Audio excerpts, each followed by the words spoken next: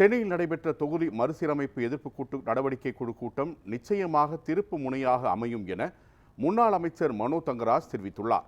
இது தொடர்பாக அவருடன் நமது செய்தியாளர் ரமேஷ்குமார் நடத்திய கலந்துரையாடலை தற்போது பார்க்கலாம்.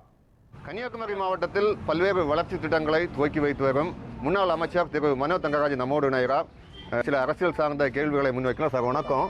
இன்னைக்கு சென்னையில் கூட்டு நடவடிக்கை குழு கூட்டம், இது எந்த அளவுக்கு மத்திய அரசுக்கு ஒரு அழுத்தத்தை கொடுக்கும் அப்படின்னு சொல்லி நீங்கள் பார்க்குறீங்க? இது நிச்சயமாக ஒரு திருப்பு முனையாக அமையும்.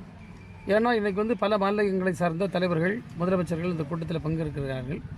நம்ம சமீப காலமாக பிஜேபி ஆட்சிக்கு வந்த பிறகு பார்த்து கொண்டிருக்கின்றோம். எப்படி பிஜேபி ஆளுகின்ற மாநிலங்களையும் பிஜேபி அல்லாத கட்சிகள் ஆளுகின்ற மாநிலங்களையும் ஒருதலை பட்சமாக இவர் நடத்துகின்றார்கள், பொருளாதார ரீதியாக வஞ்சிக்கின்றார்கள், பல்வேறு தீர்ப்புகளை நம் மீது கொண்டு வருகிறார்கள். எனவே இது ஒரு திமுக சார்ந்த பிரச்சனை இல்லை. இது இந்தியா முழுவதும் இருக்கக்கூடிய பல்வேறு அரசியல் கட்சிகள், பல்வேறு மாநிலங்கள், பல்வேறு மொழி பேசுகின்ற மக்கள் சார்ந்த பிரச்சனைகள் தான் இன்றைக்கு விவாதப்படுகிறது.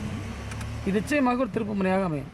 தமிழ்நாட்டில் பாஜக ஆட்சிக்கு வந்த பிறகு மருத்துவம், பொறியியல் சார்ந்த கல்விகளை தமிழில் மொழிபெயர்ப்போம் அப்படின்னு சொல்லிட்டு உள்துறை அமைச்சர் அமித்ஷா சொல்லியிருக்காங்களே சார். நீங்கள் இதை மாதிரி ஒரு முட்டாள்தனம் எங்கேயுமே கிடையாது. நான் ஐடி மினிஸ்டராக இருக்க சமயம் கோயம்புத்தூரில் ரத்னம் காலேஜஸ்னு ஒன்று இருக்குது. அதில் தமிழ் மீடியம் இந்த இன்ஜினியரிங் கிளாஸ் நான் போய் தொடங்கி வச்சேன். அண்ணா யூனிவர்சிட்டியில் இது சம்மந்தமான கூட்டங்களில் நான் கலந்துருக்கேன். அது ஏற்கனவே தமிழில் பயிற்றுவிக்கக்கூடிய நடைமுறை தமிழ்நாட்டில் இருக்கிறது. இது கூட அவர்களுக்கு தெரியவில்லை.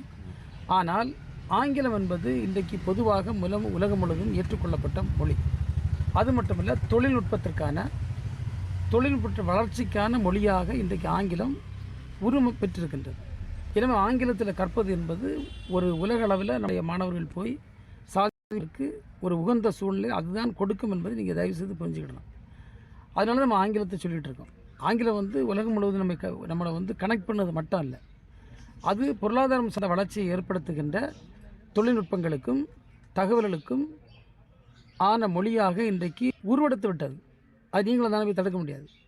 எனவே அது நம்ம கற்றுக்கிட்டோம்னா பொருளாதார நிலையில் நம்முடைய பிள்ளைகள் வளர்வதற்கு வாய்ப்பாக இருக்கும் என்பதற்காக தான் நாங்கள் ஆங்கிலத்தை தூக்கி பிடிக்கும். வேறு ஒன்றும் இல்லை. நியூஸ் 7 தமிழுக்காக கன்னியாகுமரி மாவட்டத்திலிருந்து ரமேஷ்குமார்.